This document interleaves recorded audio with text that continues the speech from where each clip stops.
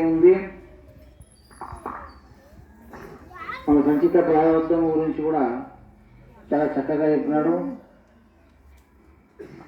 మన గురు భక్తి గురు సేవ ఎలా చేయాలి అని కాసి ఆయన మాటల ద్వారా మనం తెలుసుకోవచ్చు. ఎందుకంటే మేము కూడా పూర్వదాన్ని బట్టి పూజకు పోయేస్తుంటాము.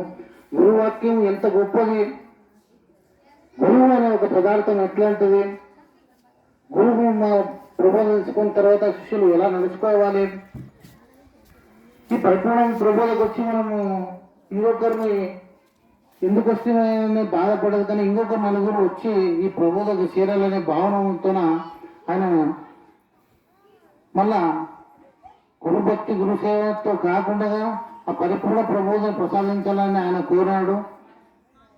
మంచిగా గురుభక్తితో నలుగురిని కూడి ఈ ప్రబోధన ముందర సాగేయాలని కూడా చాలా చక్కగా చెప్పినారు.